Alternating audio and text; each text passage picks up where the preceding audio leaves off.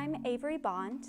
I'm majoring in costume construction at Webster University.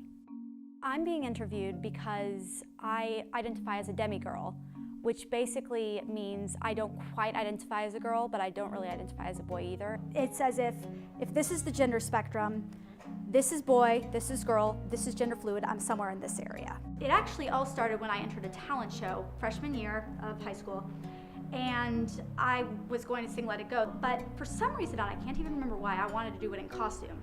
But again, frozen, brand new, no adult costumes on the market yet, so I decided to make my own. I do a lot of cosplay, which is, it's like making costumes, but it's for specific movies, TV shows, and it's usually extremely accurate. Like, if there is beading in the shape of a flower on there, you get that exact shape beading flower. What cosplaying as the opposite gender is usually called is crossplay.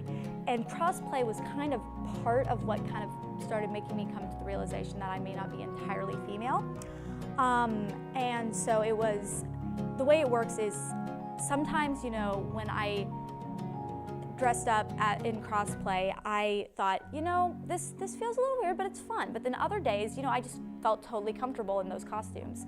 And so then I thought, you know, is my gender really a fluctuating gender potentially? And so I never really got to that conclusion until a few years later, but it kind of planted the seeds of what really is my gender identity. I'm not quite sure whether I can define it as dysphoria or not, but there was a lot of times when I was younger and I didn't really identify as a demigirl, and I thought, am I really me? And I was just kind of like, maybe this is dysphoria, which dysphoria is a term in the trans and gender fluid community for kind of feeling almost depression around the fact that you don't feel like you identify. And so having that dysphoria, it definitely has been a lot lessened now that I really identify as a demigirl. I absolutely feel that Webster does a good job of representing the LGBT community, helping me be who I am.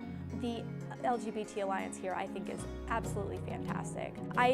Fortunately, I've been very lucky to be in communities that are very accepting most of my life, and I have a very accepting family, but occasionally I'll run into someone who's like, well, doesn't that basically make you a girl? And you know, then I try to explain it to them because, you know, understanding.